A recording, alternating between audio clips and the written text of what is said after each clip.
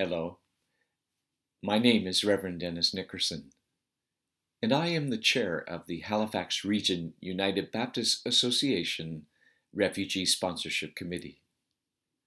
First of all, I would like to commend you on your exploration of sponsoring a refugee family for the first time. This can be a very rich and rewarding experience not only for your church, but also for your community. But it can also be an undaunting challenge once you begin this procedure for the very first time. It is the purpose of my presentation to present the refugee sponsorship process in a way that is easier to understand and will allow you to get started right away. Let's begin. There are two kinds of refugee sponsorships that are available for churches. The blended visa office referred refugee, where the government shares in the income support, but resettlement assistance is the responsibility of the sponsor. These refugees are identified overseas by the visa office, and a list with the family profiles are then distributed to the various sponsorship agreement holders throughout Canada, from which the churches can request a sponsorship. These refugees can arrive in Canada within weeks. The second kind of refugee sponsorship is a privately sponsored refugee. These are usually refugees that are identified by family or friends who are already permanent residents in Canada. If your church decides to sponsor a privately sponsored refugee, you'll need to work through another organization called a sponsorship agreement holder.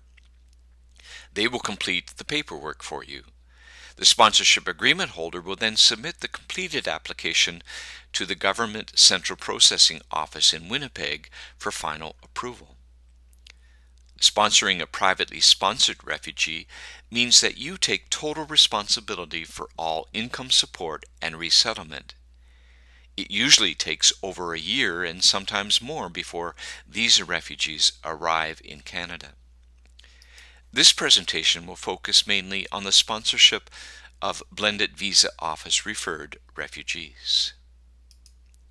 So the first question on your mind is probably, how much does sponsorship cost? This table shows two different kinds of cost to consider when sponsoring a refugee family: startup costs and income support for the family's first year in Canada. The figures you see here are estimates. The costs will vary depending on the number of people in the family, and they'll also vary from one region to another, from province to province, and even from urban to rural areas based on the local social assistance rates. Let's take a look at startup cost. You'll need to provide everything your family needs to start life in Canada, including furniture, household items, clothing, food staples, telephone installation, rent deposit, and utilities deposits. You don't necessarily need to provide all of these as new items. If you're able to collect donations of gently used household furnishings and clothing, then you can lower your startup cost. Many churches have formed wonderful partnerships with their local community and found individuals and businesses who are keen to help out. The second kind of cost you'll need to cover is income support for the family's first year in Canada. The figures you see here are roughly equivalent to social assistance rates. And because these rates are very low, churches are tempted to give beyond that each month. But be very careful about this, because once the sponsorship agreement has ended between you and the refugee family, they may temporarily have to rely on social assistance, lowering the standard of living they were accustomed to if you give more than the social assistance rates. For a blended visa office referred refugee, the sponsorship group is responsible for the startup costs and the first month of settlement. The government is then responsible for full income support through months 2 to 7. And then the sponsorship group is responsible once again for full income support through months 8 to 12. Okay, you have reviewed the cost of sponsorship, and you're still interested in pursuing the sponsorship of a refugee family. That's fantastic. So what's next? You need to form a committee. It is important, too, that when you form this committee, everyone on it should be willing to dedicate a significant amount of time and energy in preparation to receive and settle the newcomer family. The responsibilities of the committee will first involve initiating a fundraising drive. In the case of a privately sponsored refugee, usually 50% of the yearly budget should be raised before the application is submitted to a sponsorship agreement holder for approval. But in the case of a blended visa office referred refugee, the initial startup costs and the first month of income support should already be raised before the family arrives. And then fundraising can be ongoing during months 2 to 7 while the government takes over the responsibility for the monthly income support. The committee is also responsible for the settlement plan, which adequately prepares for the pre-arrival and the post-arrival of the newcomer family. Then there is the actual hands-on resettlement of the newcomer family when they arrive on Canadian soil. In time, each member of your committee should be assigned a specific role to play in the arrival preparations and in the settlement period. First, you need to assign a chairperson who will call regular meetings and liaison between groups and settlement agencies. There should also be a secretary to take and distribute minutes. Of course, you'll need a treasurer to keep records of money raised, specifically for refugee sponsorship, also to issue receipts if necessary, and to track expenses upon the arrival of the refugees. The treasurer will also need to assist the refugee in opening a bank account and helping them to learn to live with a monthly budget. The budget has to also include repayment of a travel loan that was given by the government for the family to arrive here, and this begins after 4 months. With the other tasks, it is important to give each member of the committee only one task so as not to overload any one person. And each of these members can recruit others outside the committee to assist them. These roles would include a member who will search for affordable accommodations where utilities are included if possible and is located on a bus route and near a school. Another member could be assigned in looking for and keeping a record of available furniture and household items. A third member could be assigned to education and inquire about English as a second language classes and support for adults and children in learning English, and contacting settlement agencies in obtaining language assessment for the adults and helping to register the children into their local schools. A fourth member could be assigned to look after medical needs, which includes searching for a family doctor and a dentist to set up the initial health assessments when the family first arrives, and monitor the services and the supplementary benefits that are covered by the interim federal health care program that the refugee family immediately qualifies for while they're waiting for the MSI.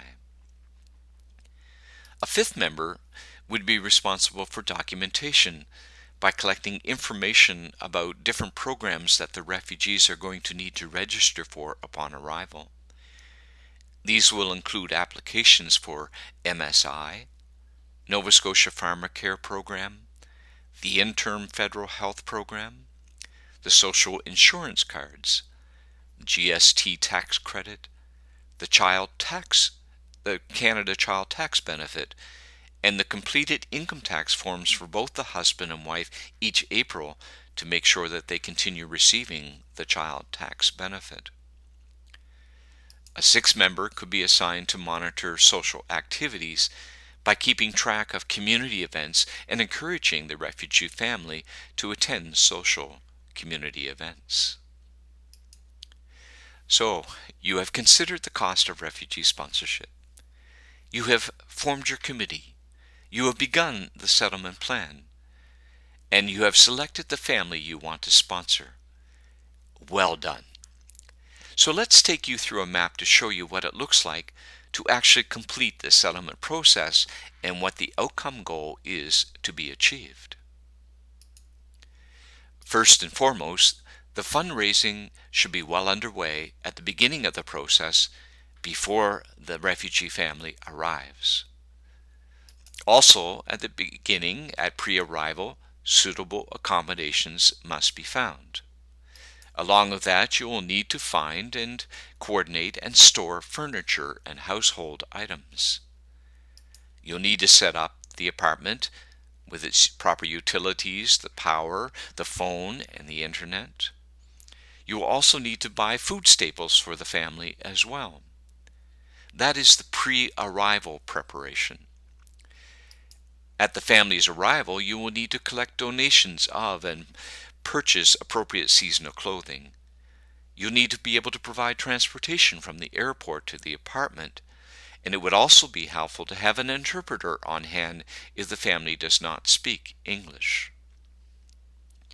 Within the first month of arriving, you're going to need to accompany the family to register their kids at school, to go to the bank to open up an account, to teach them how to live within a monthly budget, and to set up the initial doctor and dentist appointments.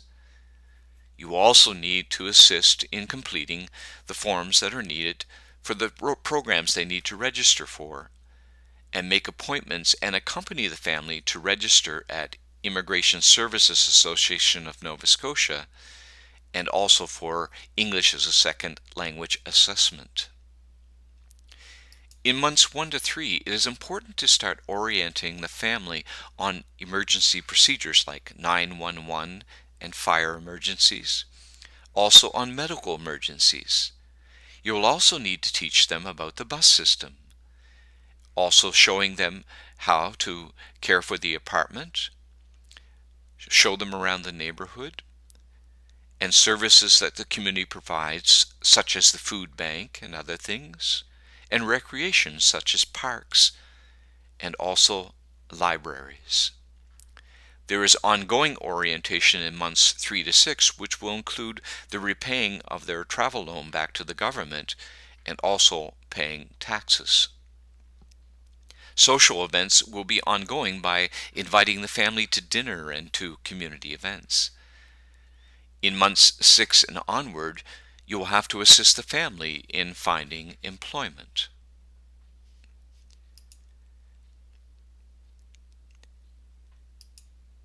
This is the settlement process with the final goal of helping the refugee family achieve independence and moving them forward in obtaining full Canadian citizenship.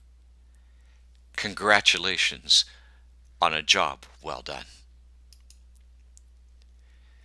For additional information on sponsoring and settling refugees, you can contact Reverend Dennis Nickerson, who is the chair of the Halifax region of the United Baptist Association Refugee Sponsorship Committee, or Paul Carline, Director of Intercultural Ministries of the Convention of Atlantic Baptist Churches, who also act as a sponsorship agreement holder from which you can request a refugee. This presentation is general introductory information only. For more up-to-date, accurate information, you should contact Immigration Services Association of Nova Scotia.